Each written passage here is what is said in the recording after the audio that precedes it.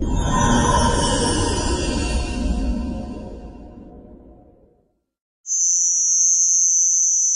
الله وبركاته. مرحبا بكم في دروس الإعلاميات والكمبيوتر للجميع، وما زلنا في الدرس الأول. وكما تعرفنا في الجزء الأول على تعريف الكمبيوتر، ونبدأ عن تاريخ هذا الجهاز. وفي الجزء الثاني تعرفنا إلى كيفية عمل هذا الجهاز، كيفية عمل الكمبيوتر.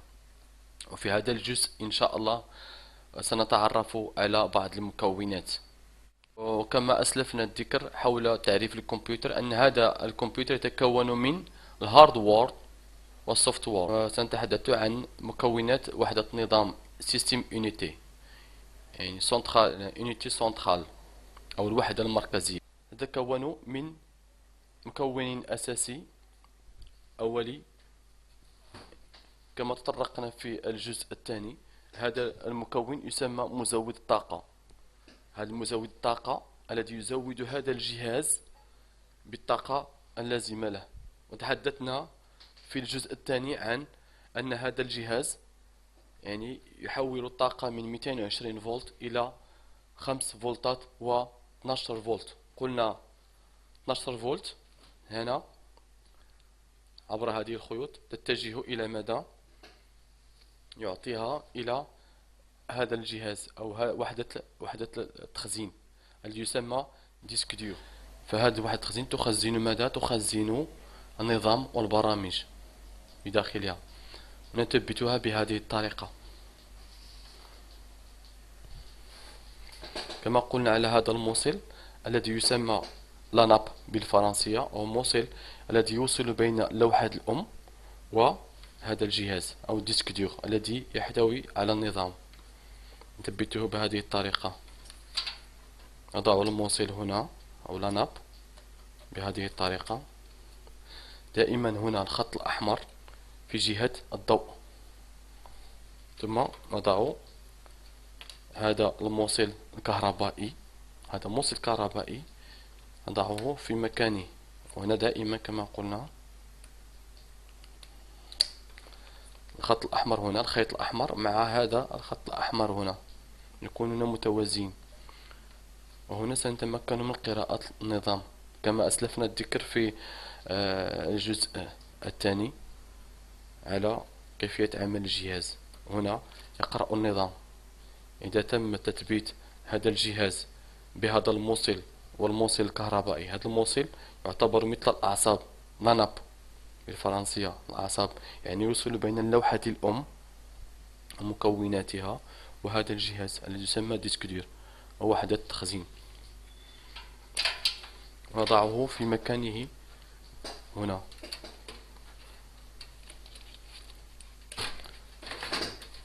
نتحدث الآن عن قارئ الأقراص، ليكتور سي دي. هذا قارئ الأقراص. هناك نوعين من قارئ الأقراص من ليكتور سي دي. هناك واحد فقط يقرأ يعني نستمع الموسيقى، يعني نقرأ فقط ولا نكتب فيه. هناك نوع آخر نكتب فيه، نسجل فيه، نضع فيه المعلومات ونسجل فيه موسيقى أو أغاني أو أي أشياء أخرى. نسجل فيه يعني أي أشياء صوتية نسجلها في هذا الجهاز، وكذلك الأفلام وغير ذلك. وذلك يسمى يسجل ونقرأ فيه ونسجل فيه، نسميه ديسك رورايتابل. هنا كما تشاهدون يكتب هنا رورايتابل، كي نتعرف على أنه يقرأ ويسجل، وهو ثمنه مرتفع على قارئ الأقراص فقط. الذي يقرأ فقط فهو منخفض الثمن. هناك أنواع من هذه الأجهزة. هناك نوع آخر يسجل كمية كثيرة يسمى دي في دي، هذا يسمى ليكتور سي دي. هناك آخر غرافور سي دي أو غرافور دي في دي، هذا يسمى غرافور سي دي، يعني يسجل للسي دي فقط أقراص. ونثبته بنفس الطريقة التي نثبت بها القرص الصلب. نضع الموصل الذي يوصل بين لوحة الأم وهذا الجهاز بهذه الطريقة دائما. هنا الخط الأحمر قريب من مزود الكهرباء. هنا هذا الخيط الذي يزود هذا القطعة أو هذا المكون بالكهرباء، هنا يكون متوازيا مع هذا الخط أحمر، متوازي مع هذا الخط الأحمر. هنا الخيط أو السلك الكهربائي لون أحمر، هنا لون أحمر توازين. هنا تمكن لوحة الأم من قراءة هذا قارئ الأقراص ليكتور سيدي بالفرنسية. نضعه في مكانه مثلا كهذا مثلا.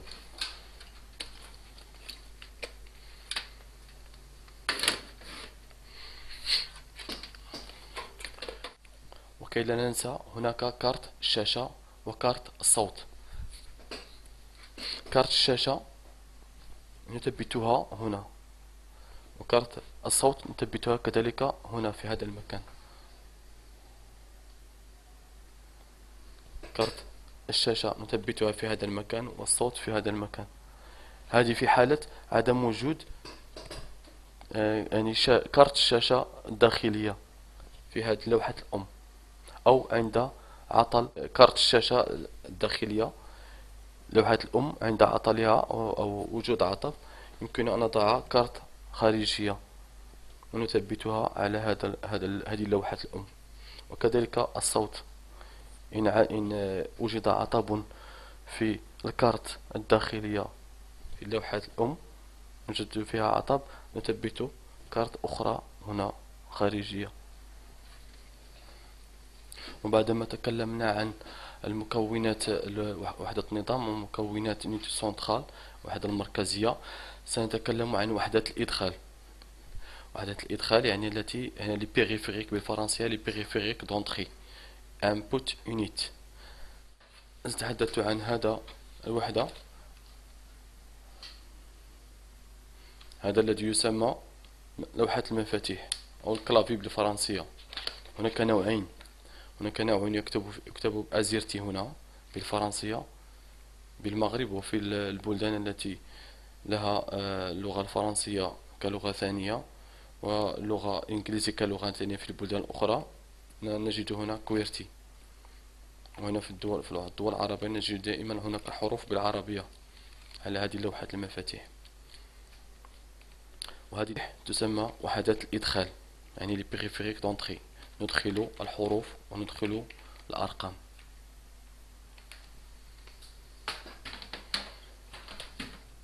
نتكلم كذلك على الفأرة، الكل يعرفها الفأرة هنا أو لا سوغي بالإنجليزية ماوس. هذه الفأرة يتم استعمالها يدويا، والنقر في الواجهة الرسومية أو في على الأنظمة أو على البرامج تعتمد أساسا في استعمالها على حركتها وعلى فوق سطح المكتب أو فوق سطح المساعد.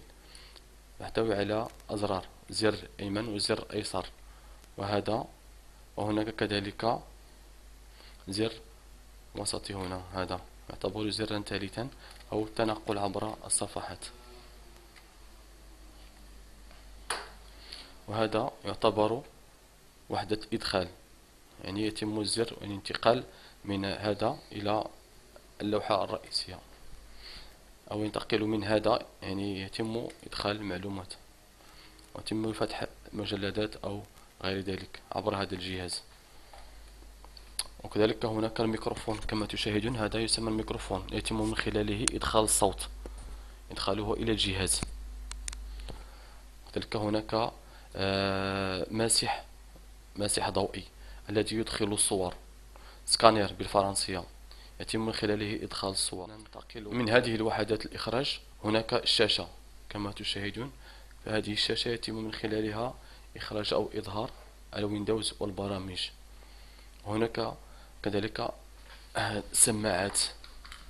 السماعات بالفرنسية الكاسك، يعني يتم من خلاله إخراج الصوت أو إخراج الموسيقى أو الأصوات.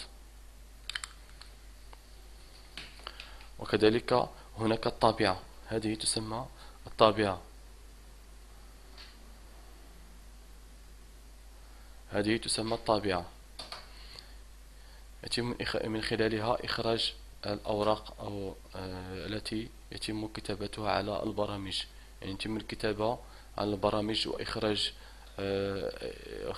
إخراج الأوراق على هذه الطابعة. هناك نوعين من الطابعات، هناك طابعة مدادية يعني تعمل بالمداد، وهناك طابعة لايزر، امبريمونت لايزر وامبريمونت جي دونكر. جي دونكر يعني طابعة مدادية، والآخر تسمى طابعة لايزر. ولايزر تعتبر جودتها مميزة وجيدة، أحسن من أخرى، يعني تعتبر جي دونكر. والآن بعد تعرفنا على مكونات وحدة السيستم يونيتي والمركز، الوحدة المركزية، وكذلك تعرفنا على وحدات الإدخال ووحدات الإخراج. سنتعرف وإياكم على بعض الأعطاب التقنية المتداولة أثناء اشتغالنا على الحاسوب. والسلام عليكم.